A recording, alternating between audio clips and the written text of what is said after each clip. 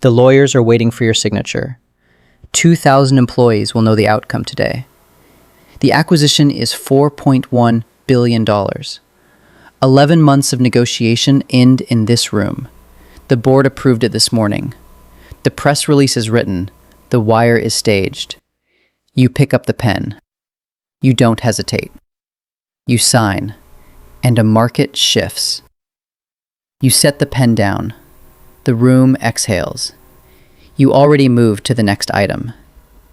You didn't start here. You started at the very bottom of the same system. Every floor between that first desk and this one cost something you couldn't fully price. The cost wasn't always money. Sometimes it was something you didn't know you were spending. This is what each of those floors looked like, and what each one took from you. Level 1. Business Analyst. You are 22 and the badge is still new. Your badge still has the faint chemical smell from the printer. You notice that. You sit on the 7th floor inside a company doing $3.8 billion in revenue. Your job is data, spreadsheets, slide decks, numbers formatted for someone else's presentation. You format charts for rooms you're not invited to. You don't mind, not yet. You are paying attention to everything. How people enter rooms, who speaks first. The directors never carry their own bags. The VPs always get the floor first. You notice.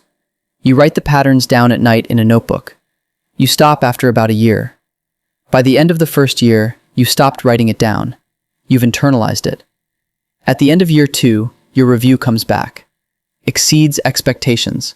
4,000 raised. The new title reads Senior Analyst. You feel proud. You should. The system gives nothing free. You don't know yet how long you'll keep earning things before you start owning them. Level 2. Manager. You move companies. You move cities. The title is different now. You are now the manager of commercial strategy. The division does $900 million a year. You have 3 direct reports. For the first time, people do things because you say so. You get calmer. You stop talking in meetings. You listen for what isn't being said. Your target is 4.2% margin improvement across 17 product categories. You approve your first layoff. 1 person. The business case takes you 40 minutes to build. You are a professional. You are clear. You are fair in every measurable sense of the word. You make the number. Barely. You drink 1 glass of whiskey alone in a hotel room. What you feel is not happiness. It's closer to relief. You file that distinction away. Your division president tells you that you have executive presence. You already knew that. 6 weeks later, a recruiter calls. Director title. Larger P&L. Different industry entirely. You take the meeting. You always take the meeting. That is the first rule you learned. Level 3. Director. You are inside a private equity-backed company now. Rules are different here. The company has $600 million in revenue. A private equity firm owns it from New York. Everything here is about EBITDA. Not revenue, not growth, the number that sets the exit multiple. You run 3 business units, $220 million in combined revenue, 14 reports. Every month, you sit in a review with the PE firm. The partner reads every line before you arrive. Your first major decision? Close a plant in Ohio. 83 jobs. The math is clear. You present it. The CFO asks 2 questions. The partner asks 1. It takes 11 minutes. You are the one who flies to Ohio. You stand in front of 83 people alone. You drive back to the airport alone. You don't turn on the radio. You don't need to. You don't regret it. That is what surprises you. Not the decision, the absence of regret. By year 2, EBITDA is up 18 million. The partner mentions your name in a review. The operating partners start copying you on emails they used to leave you out of. You notice. Level 4. Vice President. The title changes the physics of every room you enter. You sit on the senior leadership team for a $1.4 billion business unit. You have 140 people across your function. You sign off on all of it. You lead your first acquisition, 130 million, a specialty brand in Europe. You are in Frankfurt for 3 weeks. You are on calls at 6 a.m. for 2 months straight. The integration hits margin targets in year 1. The CFO credits the team in a town hall. Credit flows upward. Blame flows downward. Your job is to reverse that for your team. You are 36. Your net worth crosses 1.2 million. You don't feel wealthy. You stop feeling wealthy and start feeling like you haven't moved fast enough. Not yet. You are invited to observe your first board meeting. You say nothing for 3 full hours. You watch the chairman run the room. Controlled, deliberate.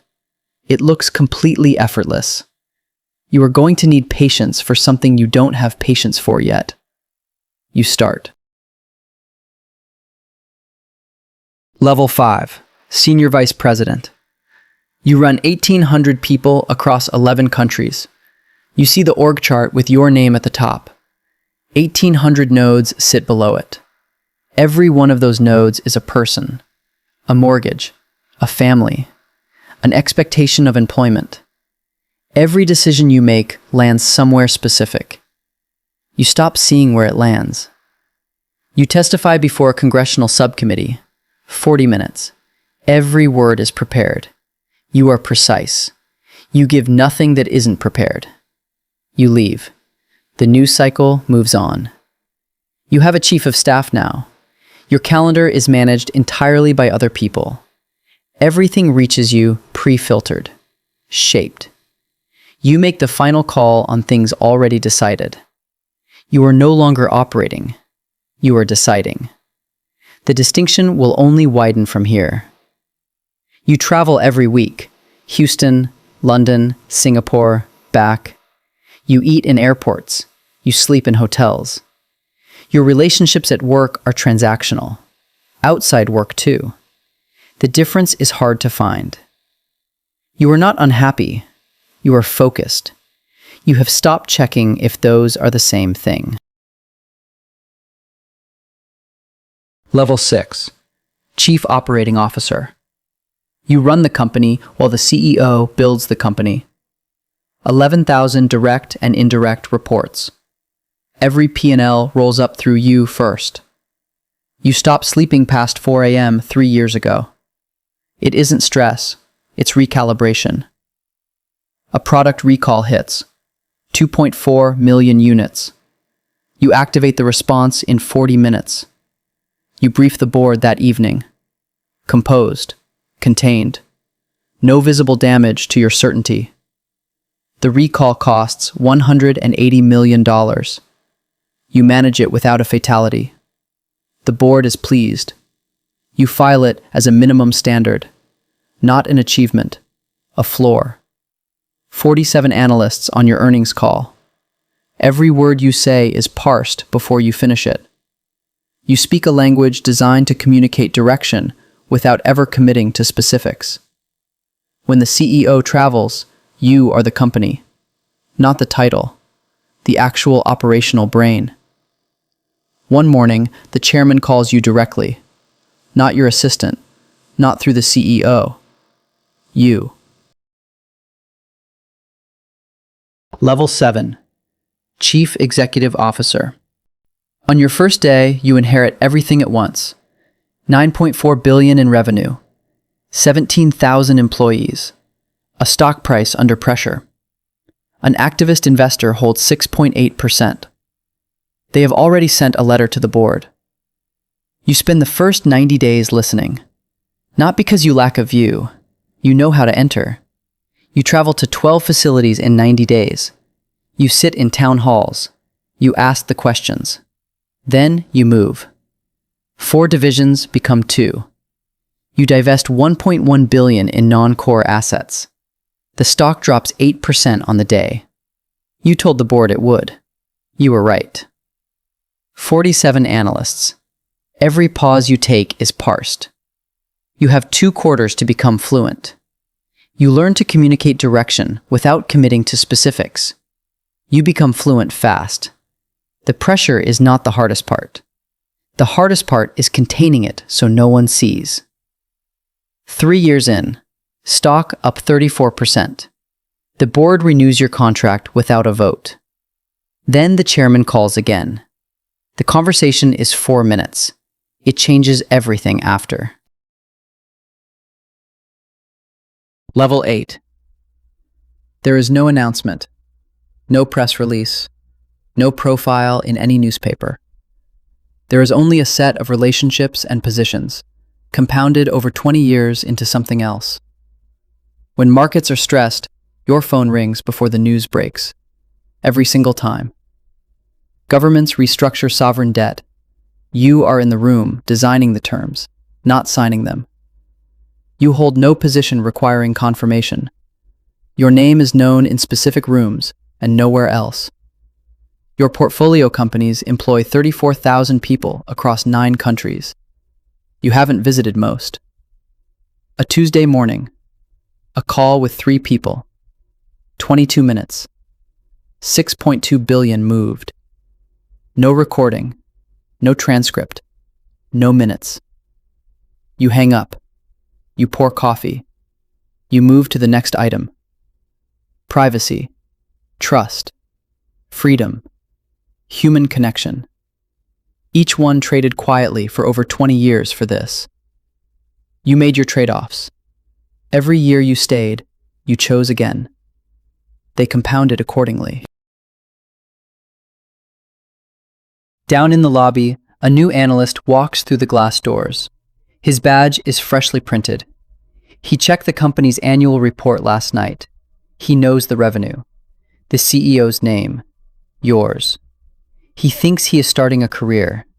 He doesn't know he's entering a system with gravity. The elevator goes up. The lobby doors close behind him. The system doesn't notice. It never does. He doesn't know what the system actually rewards. But he will. They always do.